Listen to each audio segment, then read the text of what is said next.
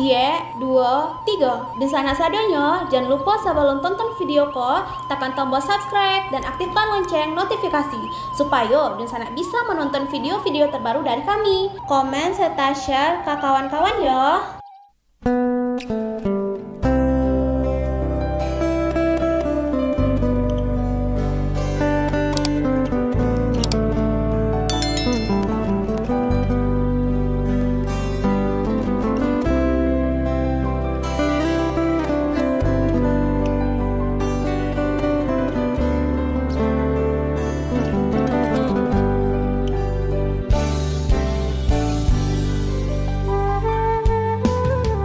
Halo Dunsana, kabar rantau. Kali ini kita akan membahas tentang jejak panjang Minangkabau di Semenanjung Malaya, dari pedagang emas hingga pahlawan Malaysia. Yuk ditonton videonya sampai selesai, dan sebelum itu jangan lupa untuk subscribe, like, komen, dan aktifkan notifikasi agar Dunsanak tidak ketinggalan dengan video-video terbaru kami.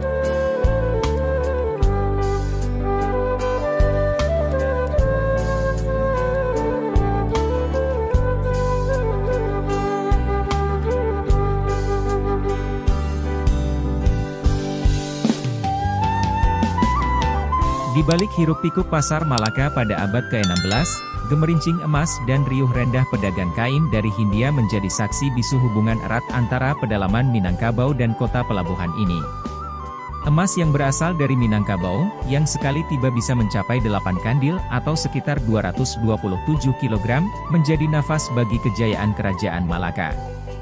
Namun, siapa sangka, keberadaan orang-orang Minangkabau di Semenanjung Malaya jauh melampaui kemasyhuran Malaka itu sendiri.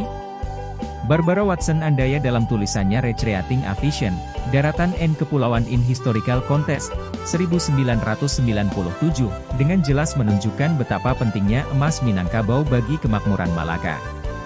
Akses ke pedalaman Minangkabau melalui 3 sungai utama, Kampar, Siak, dan Indragiri, selalu menjadi perebutan kekuasaan. Catatan Eropa awal, terutama dari Portugis, Belanda, dan Inggris, membuktikan betapa vitalnya hubungan ini. Sebagai bangsa Eropa pertama ke Semenanjung Malaya dan bercokol nyaris 2 abad, Portugis mengonfirmasi eksistensi orang-orang Minangkabau, salah satunya lewat Suma Oriental karya Tome Pires pada awal abad 16.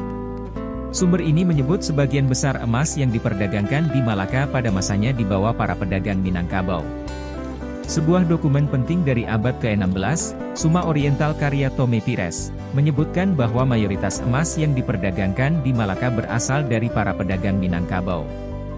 Bahkan, pada paruh kedua abad ke-16, João de Barros dalam Decadas de Asia mencatat bahwa Portugis, yang baru beberapa tahun menguasai Malaka, mengirim utusan kepada Raja Minangkabau di pedalaman Sumatera untuk memastikan aliran emas terus berlanjut.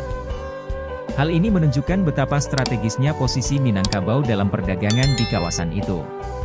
Seterusnya, sumber manuskrip Portugis anonim dari akhir abad ke-16 konsisten dengan 2 catatan sebelumnya, Minangkabau masih menjadi negeri asal komoditi logam mulia tersebut selain sejumlah produk hasil bumi yang menjanjikan. Tidak hanya dalam perdagangan, orang-orang Minangkabau juga menyusup ke berbagai aspek kehidupan sosial dan politik di Semenanjung Malaya. Sebuah manuskrip anonim Portugis dari akhir abad ke-16 menceritakan tentang suku-suku primitif Malaya yang khawatir dengan kehadiran orang Minangkabau di wilayah mereka.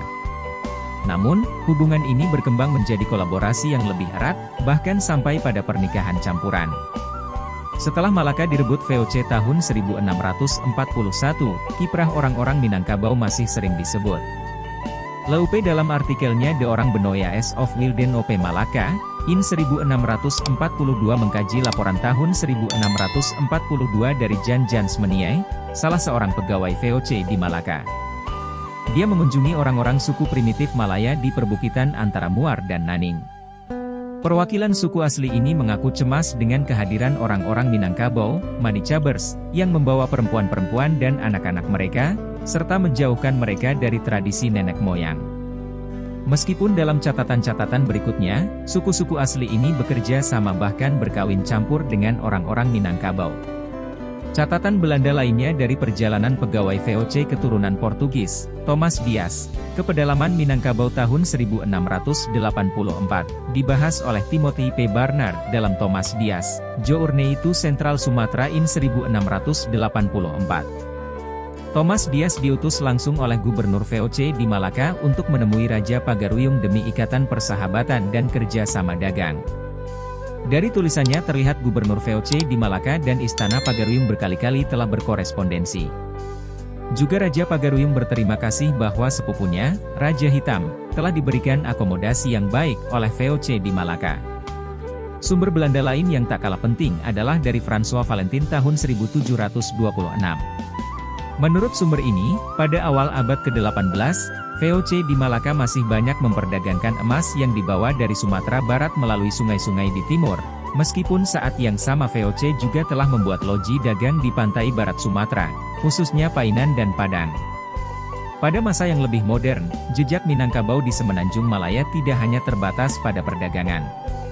Nama-nama seperti Mat Kilau, seorang pahlawan terkenal Malaysia asal Rao, menjadi bukti nyata bagaimana keturunan Minangkabau turut membentuk identitas bangsa ini.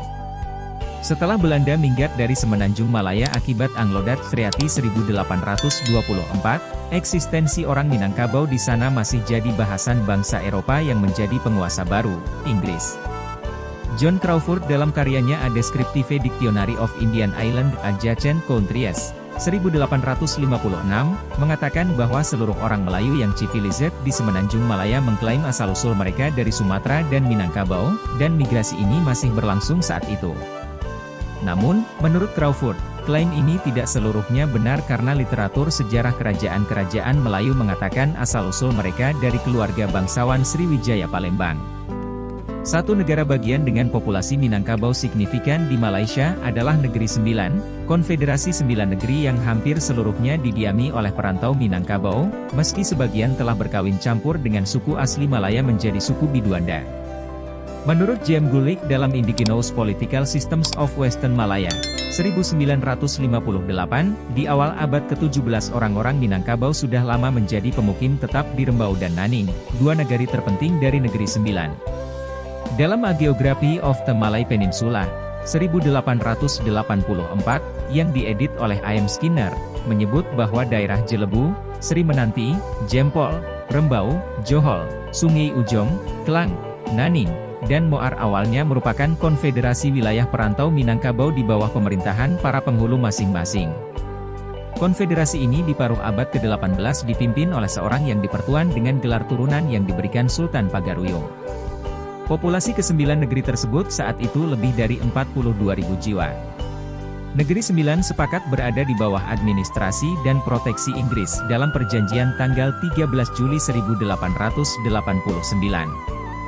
Banyaknya migrasi orang Minangkabau ke Semenanjung Malaya tampaknya tidak membuat khawatir para penguasa Melayu, suku-suku asli pribumi, orang-orang Eropa, dan para pendatang dari Cina serta India. Selain migrasi konstan ke kawasan Negeri Sembilan dan sekitarnya serta membuka sejumlah permukiman pribumi di Pulau Pinang, orang-orang Minangkabau juga berkontribusi dalam sejarah Semenanjung Malaya secara individu. Di antara tokoh Minangkabau asal Rao yang terkenal yaitu Mat Kilau, 1865-1970, pendekar dan pahlawan terkenal Malaysia, Syekh Muhammad Murid Rawa dan Haji Yusuf Rawa, 1922 hingga 2000, pernah menjadi duta besar Malaysia untuk PBB, Turki, Afghanistan, DLL. Para pedagang dan penambang timah Minangkabau juga berperan dalam sejarah awal Kuala Lumpur. Tak heran jika Imam, Khatib, dan Kadi Kuala Lumpur yang pertama merupakan seorang ulama tarekat Naqsyabandiyah asal Tanah Datar, Haji Utsman bin Abdullah, 1850-1919. Kini, ketika kita melihat ke belakang, jelas bahwa Minangkabau bukan hanya bagian dari sejarah Semenanjung Malaya, tetapi juga telah menjadi bagian dari identitas yang melekat pada negara Malaysia saat ini. Dari perdagangan emas, kontribusi ulama, hingga warisan kuliner, orang-orang Minangkabau telah meninggalkan jejak yang tak terlupakan di tanah seberang.